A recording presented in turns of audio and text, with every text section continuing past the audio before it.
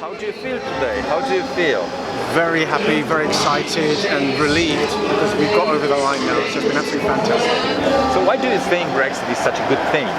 Well, I think Leave means leave. opportunities to explore their true self, their vision as a nation. I think we've been held back for many, many years as we've been systematically stripped of our ability to think for ourselves. So I think it's a great opportunity for us to go out in the world. How would you comment on this scaremongering that now Britain is gonna go down, everything is gonna be negative. Tomorrow the sun is not gonna come. You see it's even raining right now, so probably because of Brexit. Absolutely.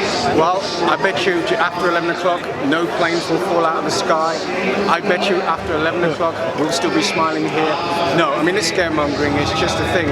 There's always a fear of the unknown and fear of failure. And obviously how you capture a nation is keep them scared.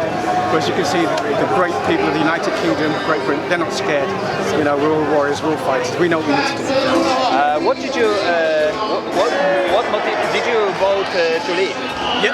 Yes. And what was your motive, main motive? Yeah, I voted to leave, and the reason that I voted to leave, I did a lot of research, and I found out certainly from 1971 to 1973, there was a lot of documents out there from the Commonwealth Office, and I read all the papers from 1971 to 1973 about things like internal and external sovereignty.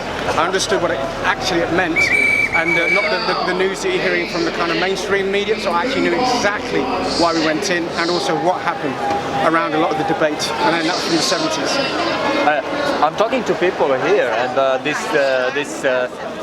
accusations that all of those who vote to leave were misinformed seems to fall apart, this argument. Yeah, it does. It's a really weird narrative, actually, because right at the beginning they said there was only 3 reasons why people wanted to leave the European Union, but none of mine was one of the 3 reasons. Mine was based on finance and basic economics and the sovereignty argument. But really nobody had a debate with me, nobody talked to me about it, they just assumed this kind of mainstream media narrative. So we were just left out of the debate to ignore these sort of low-grade debate IQ people. So. Would you say that this day is just what people were waiting for in Britain? Because since 3 years it seems that that British citizens just basically fall apart. They were divided.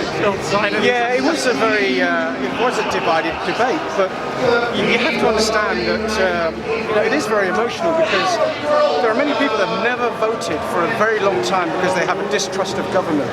You give them the one opportunity to vote in something so massive and so important, only to be told it doesn't count. So how does that work? So therefore, everybody kind of felt it was a bit of a stitch-up, and you kind of can see that we have a Remain Parliament. 95% of everything we do is Remain around here. So our voices were completely shut out. Those of us that did our research, due diligence, had some common sense, we were just out of the argument, and we were derided and called names, as you know, which are the wrong sort of names. You know, well, I'm still waiting to be discriminated here. Yeah. Somehow I have it. So, is there anything what you're gonna miss from the European Union? Remember, you're gonna stay here with only fish and chips right now. Yeah. Nothing is gonna. But is there anything what was good about the European Union? I think in the early days their intention was sound. It was just about a combined economic community. So in the early days it was sound, and people had that as a concept that you were joining for trade, for commerce, for business. But as we further went down the line, you could see this bit by stealth, this political integration was not what people were asking for. And even the great Margaret Thatcher, although she signed the Single European Act, she actually came to realise that actually European parliaments went further than they actually did. And she actually derided them in the end to say, well, hold on a minute, no, this wasn't actually what we agreed. It was only about trade and commerce. So, yeah, I mean, that's how I feel about it. Yeah, so I feel. British people, despite of their history, they seem to lose their pride. How would you? What is the way to restoring the pride and the drive? Yeah, I think first of all you have to believe in yourself.